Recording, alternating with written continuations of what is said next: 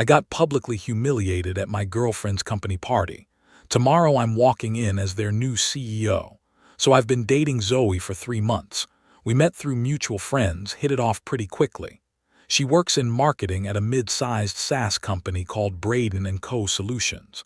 Good job, seems stable, she likes the people there. Here's the thing about my work, I'm what you'd call a turnaround specialist. I buy struggling companies, restructure them, get them profitable again. It's not something I advertise, especially when deals are in progress.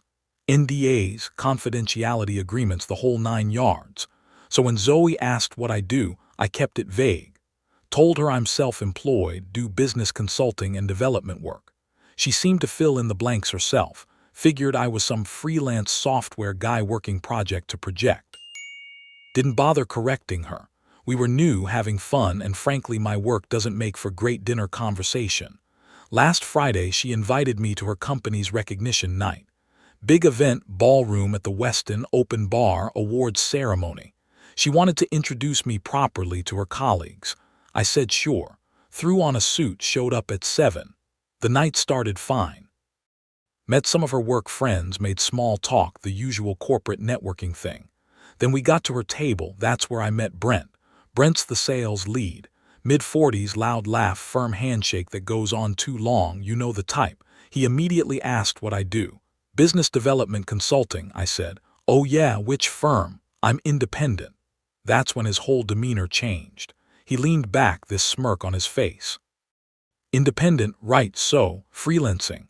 You could say that, he looked at Zoe. Freelancing, that's what we're calling unemployed now. Couple people at the table laughed. Zoe smiled, didn't say anything. Now I'm employed, I said, keeping it light, just work for myself. Brent wouldn't let it go. Self-employed doing what exactly? Building websites, running Etsy shops, more laughs. I kept my mouth shut, took a drink. Zoe touched my arm. Landon, you don't have to get all defensive, Brent's just joking. Then she turned to the table. He's very humble about his work, sometimes too humble, you know. That stung worse than Brent's comments. She was telling me to play along, essentially. The night went downhill from there. Every time someone asked about my work, the table got this knowing look. Like they all agreed I was some kind of charity case Zoe was dating. A few of her coworkers made comments. Must be nice having that freedom, no real schedule. Zoe likes a man she can, manage. My cousin does freelance web design too, really struggling right now with the economy. I stayed quiet. Zoe kept laughing along with them, said I should loosen up when I wasn't joining in. The worst came during dessert. Brent stood up with his drink, voice carrying across the table. Hey Landon, real talk. Tomorrow our company's getting a new CEO after this acquisition deal closes. You should send in your resume, man. Maybe they'll have an entry-level spot for you. Could be your big break into corporate life. The whole table cracked up. Even Zoe giggled behind her wine glass. I smiled, nodded. I'll think about it. What I didn't say, I know exactly who's taking over your company tomorrow, Brent. Around 10 p.m. my phone buzzed. Text from my corporate attorney. Tomorrow 9 a.m. acquisition announcement. You'll be addressing the leadership team first. Conference room setup confirmed. Board wants you there by 8:30. I excused myself to the bathroom. Sat in the stall for a minute, just processing. 3 months I've been working this deal. 3 months of due diligence, negotiations, restructuring plans. The purchase of Braden & Co. Solutions closes at midnight tonight. Come Monday morning, I'm walking into that building as the new owner, and Zoe has no idea. I went back to the table, stayed another hour. Let them make their jokes. Brent was on a roll, asking if I needed help updating my LinkedIn, if I knew how to use Excel, whether I'd ever worked in an actual office environment. Zoe squeezed my hand under the table but said nothing to stop it. Drove her home around midnight. She was tipsy, happy. Thanks for being such a good sport tonight. Brent can be a lot, but he means well. It's just office banter, you know. I just nodded. Kissed her goodnight at her door. Got home, checked my email. Acquisition finalized at 11:47 p.m. Braden & Co. Solutions is now owned by Pierce Holdings. My company. It's 3 a.m. now. Can't sleep. Have to be at their office in 5.5 hours to address the leadership team. Zoe's going to be in that room. So is Brent. I'm not vindictive. I bought this company because it's a solid turnaround opportunity with good bones but poor management. The culture issues are documented in the due diligence reports: high turnover, complaints about hostile work environment, sales numbers that don't add up. But I'd be lying if I said I wasn't looking forward to tomorrow morning. We'll update after the announcement. Edit. Holy hell, this blew up. Rip my inbox. To answer the common questions, no, I'm not going to fire Zoe out of revenge. That's not how I do business. Yes, the acquisition was in progress before I met her. Total coincidence. The due diligence flagged her department specifically, but I didn't know she worked there until we'd been dating a few weeks. Update 1. The announcement happened. It went exactly how you'd expect. Got to the office at 8:25 a.m. Monday. Met with the board first, quick alignment on messaging. At 9:00 sharp, we called the all-hands leadership meeting. The interim CEO, decent guy named Jamie who knew this was coming, started the announcement. As you all know, Braden & Co. has been acquired. I want to introduce you to the new ownership. Please welcome Landon Pierce, founder and CEO of Pierce Holdings. I walked into the conference room. You should have seen their faces. Brent literally froze mid-sip of his coffee. Just held the cup there, mouth open. Zoe went pale, completely white. Mouthed what? At me from across the room. The department heads looked confused. They didn't know me from Friday night. But the handful of people who were at that table, they knew exactly what was happening. I kept it professional. Gave my standard acquisition speech. Talked about the restructuring plan, timeline for changes, my vision for the company's growth. Mentioned that I'm committed to building a culture where people are valued for their skills and character, not judged by superficial measures or job titles. Could feel Zoe staring at me the entire time. Wrapped up after about 20 minutes. Open for questions. Brent's hand shot up. Yes, Brent, I said. I'm sorry, when did this deal start? 4 months ago. Closed Friday at midnight. I watched him do the math. Watched him realize I'd been sitting at his table listening to him mock me while I was literally days away from owning his company.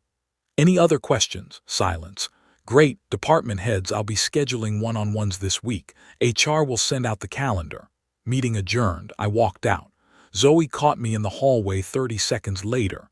Landon, what the hell? Can't talk right now. Have a meeting with the CFO. You bought my company. I bought a company. Didn't know it was yours until we'd been dating a while. And you didn't think to mention this. I stopped walking, turned to face her. When should I have mentioned it? When we were getting drinks and you told your friends I was between jobs. Or maybe Friday night when your whole table was laughing about how I should apply for entry-level positions. She had the decency to look embarrassed. That was just, they were joking. Brent jokes with everyone. Right, jokes. I started walking again. I've got back-to-back meetings all week. We can talk later. Don't do this. Don't let Friday night. This isn't about Friday night. I looked at her. This is about the fact that you sat there and let it happen. Told me to be humble, to take the joke. Left her standing there. Spent the next 3 days in meetings. The CFO walked me through the books. They're worse than the preliminary audit showed. Found irregularities in the sales reports. Big ones. All pointing back to Brent's team.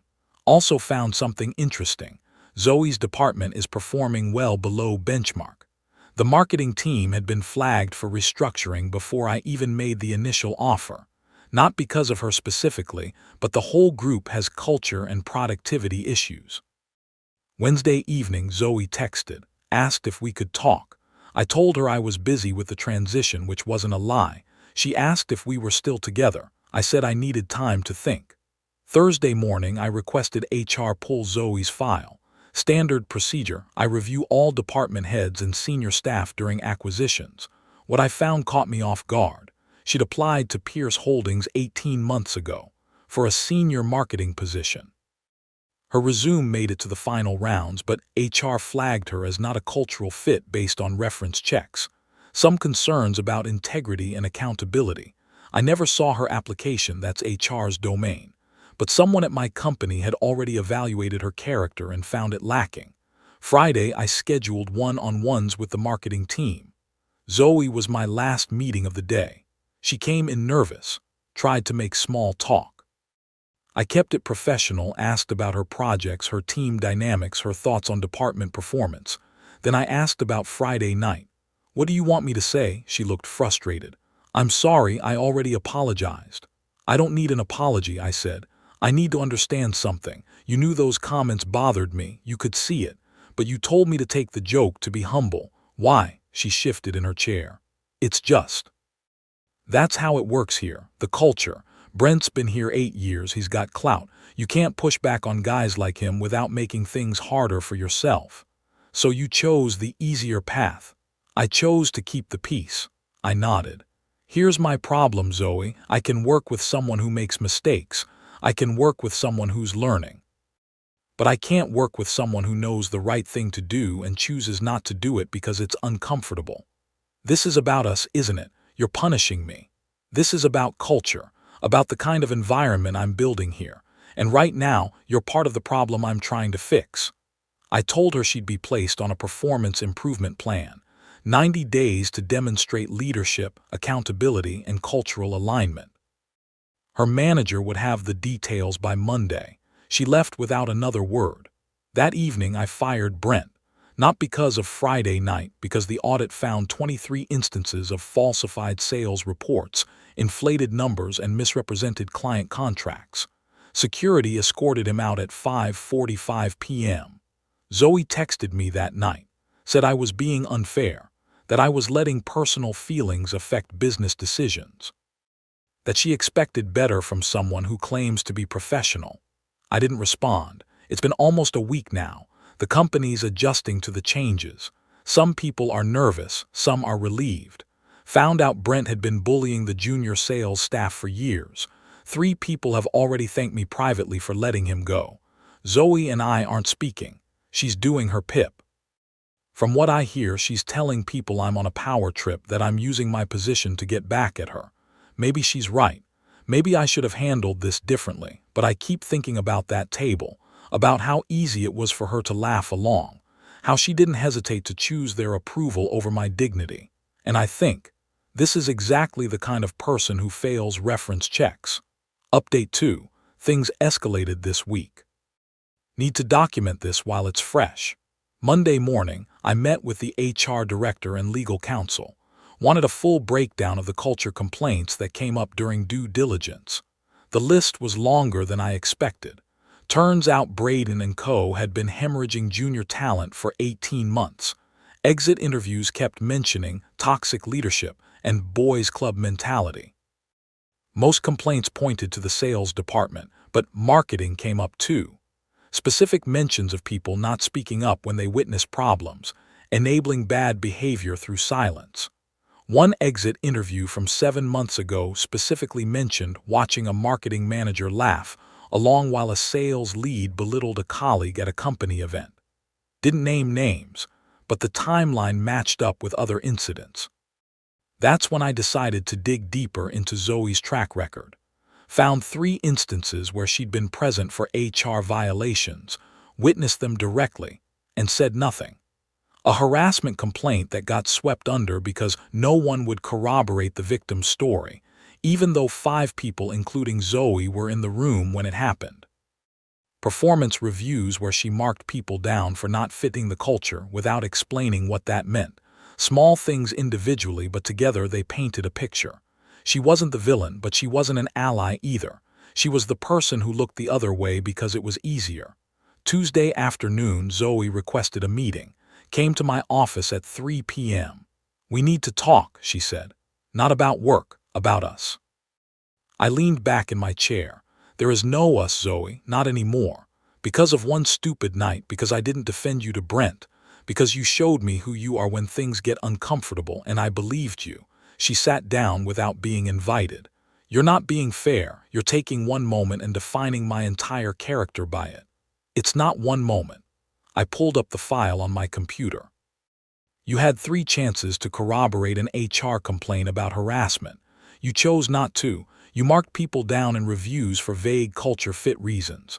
You've been here 4 years and haven't reported a single instance of misconduct despite being present for multiple violations. That's just That's how corporate environments work. You pick your battles. No, I said. That's how toxic environments work. Because people like you let them. Her face went hard. You know what? Fine, fire me, get it over with. This whole PIP thing is just you drawing it out anyway. I'm not firing you. You're going to complete your 90 days and show me whether you can actually lead or you're going to fail on your own merit. Either way, it's your choice. She stood up. I thought you were different, but you're just like every other guy with a little power. It goes straight to your head. Maybe, I said, or maybe I'm just done accepting mediocrity from people who should know better. She left, slammed the door. Wednesday morning, things got messier. Got a call from my attorney. Brent had filed a wrongful termination claim. His lawyer was arguing I fired him in retaliation for comments made at a private event, that the sales audit was retroactive justification.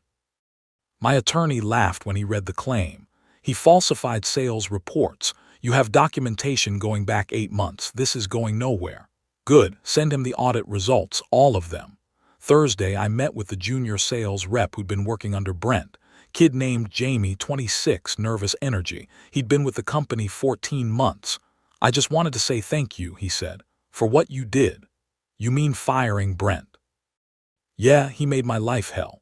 Took credit for my deals, blamed me when his fake numbers didn't match projections, told me I'd never make it in sales if I didn't toughen up. Jamie looked down. I was planning to quit, had my resignation letter drafted. You staying now? If you'll have me. I know I'm still learning, but I want to try, actually try, without someone sabotaging me.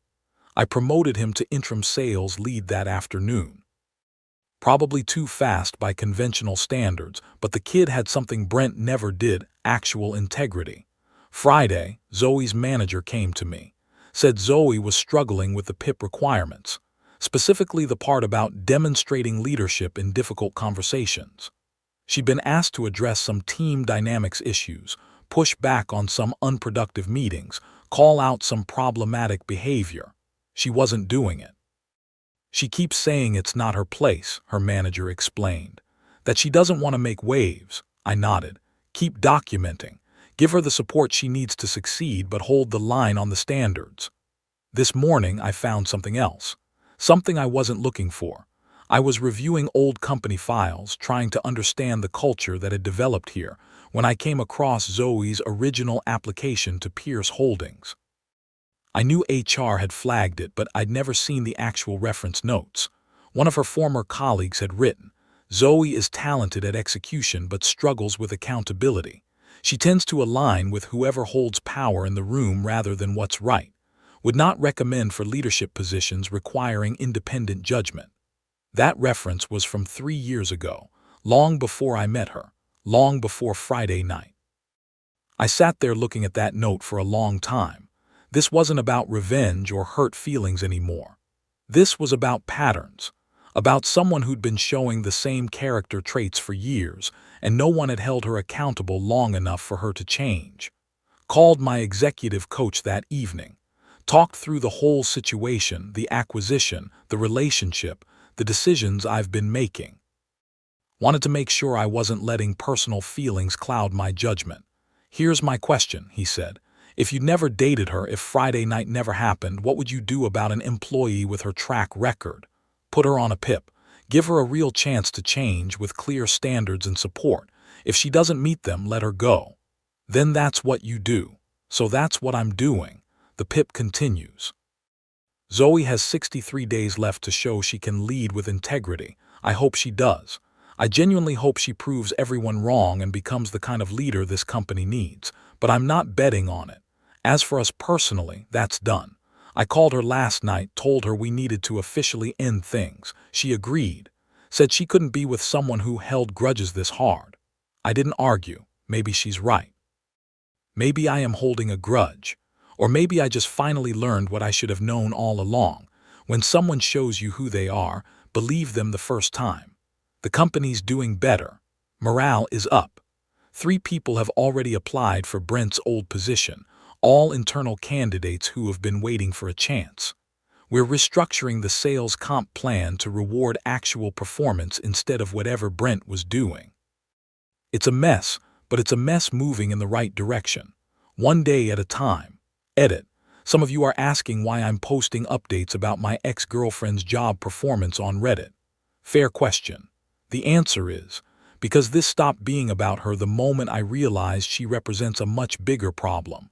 This is about how toxic cultures persist because good people stay silent, how enablers are just as responsible as perpetrators. Also, it's Friday night and I'm working late in an empty office instead of having a life. So yeah, I'm on Reddit. Final update. Quick update because some shit just happened that I need to process. First, the business stuff. Zoe's 90-day PIP ended yesterday. She didn't make it. Her manager documented multiple instances where she failed to demonstrate leadership or accountability. Missed deadlines, avoided difficult conversations, kept trying to work around the requirements instead of meeting them. HR gave her 2 weeks notice this morning. She'll be gone by the end of the month. Found out she's been telling people I fired her out of spite, that the whole PIP was a sham to get revenge for dumping me. Her friends at the company, the ones left from the old culture, are eating it up. There's a whole narrative now about the scorned ex-boyfriend CEO abusing his power. I let it go. Anyone who believes that version either doesn't know the facts or doesn't want to. Not worth my energy. But here's where things got interesting. This afternoon around 4 p.m. there was a knock on my office door. Jamie, the kid I promoted to sales lead, standing there looking nervous. "Sir, you got a minute?" "Sure. What's up?" He came in, closed the door behind him, pulled an envelope from his jacket. "I need to show you something. I've been going back and forth on whether to bring this up, but after what I heard about Zoe leaving, I think you should see it." He handed me the envelope. Inside was a printed photograph. Not professional quality, looked like someone had taken it on a phone and printed it out, but the image was clear enough. It was from that Friday night at the gala. The photograph showed our table. Brent in the middle, mid-laugh, arm extended, pointing at me. Zoe next to him, wine glass up, smiling. Me on the other side, face neutral, hands folded on the table. You could see the whole dynamic right there, the mockery, the complicity, the quiet dignity. "Where'd you get this?" "One of the catering staff that night," Jamie said. "Guy named David. He's worked a bunch of our company events. He saw what was happening at your table and it bothered him. He took the picture because," Jamie paused, "because he'd seen Brent pull that same act before. Thought someone should have documentation." "Documentation of what?" "Hostile work environment. That's what David called it. He said he'd served at 3 company events over the past 2 years and Brent always acted like this. Always picked someone to target, always got the table to pile on. David kept photos because he thought someday someone might need proof." I looked at the picture again, studied Zoe's face. The easy smile, the casual participation in someone else's humiliation. "David heard you were the new owner," Jamie continued. "He wanted you to have this. Said you handled things with class and that people with power don't usually choose decency when they could choose payback." I didn't know what to say to that. Jamie shifted his weight. "Look, I know Zoe's leaving. I know people are saying stuff, but I was at that table too. Junior guy kept my mouth shut, didn't want to make waves. I watched the whole thing. And what they're saying about you now, it's not true. You gave her the same chance you gave everyone else. She just didn't take it." After Jamie left, I sat there with that photograph for a long time, called my attorney, asked if this would have helped with Brent's wrongful termination claim. "Wouldn't have hurt," he said. "Photo evidence of hostile workplace behavior, company event witnesses, but we didn't need it. The falsified reports were enough. So this picture doesn't change anything." Legally, no, the case was already dead, but if you're asking whether it validates your decision-making process, yeah, it does. I had HR add the photo to Brent's termination file anyway, just in case he tries to come back with another claim. But the thing that's sticking with me isn't the legal angle, it's what Jamie said, about people with power choosing decency. Because here's what I've learned over the past few weeks: I could have destroyed Zoe. Could have fired her day one, could have made her life miserable, could have used my position to make sure she never worked in this industry again. I had the power to do all of that. I chose not to. I gave her 90 days, clear standards, full support from her manager, every resource she needed to succeed. She failed on her own merit, and that's on her.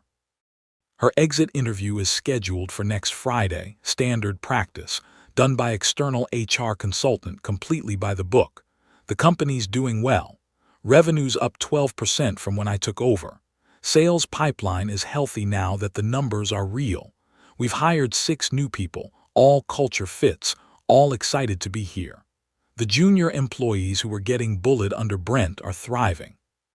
Culture takes time to change, but we're moving the right direction. As for the personal stuff, I'm good, really. Went on a date last week, actually. Woman I met at a business conference owns a small consulting firm. We got coffee, talked for 3 hours, hit it off. Seeing her again Saturday. She asked what I do for work. I told her the truth from the start. I buy companies and fix them. She nodded, said that sounds complicated, and we moved on to other topics. Felt good to just be honest about it. The Braden & Co. building is starting to feel less like an acquisition and more like an actual company. My company. It's satisfying in a way I didn't expect. Someone asked me last week what I actually gained from all this. They meant it sarcastically, like what did I get out of the drama with Zoe, was it worth it? But I've been thinking about that question seriously. I gained clarity about what I'm willing to tolerate, about what matters to me in a partner, about the kind of leader I want to be. I gained confirmation that my instincts about people are usually right, even when I want them to be wrong. David the caterer said people with power don't usually choose decency. Maybe that's true. But sitting here now, looking at this photograph of the worst moment of this whole situation, I'm glad I did. Because at the end of the day, that's the only thing you really own, how you treat people when you have the power not to. Zoe leaves in 2 weeks. I'll be professional, fair, and completely disengaged. She'll get her severance, her references will be honest but not vindictive, and she'll move on to whatever's next. And I'll keep building something better here. That's the update. Thanks for following along, Reddit. Time to close the laptop and get back to actual work.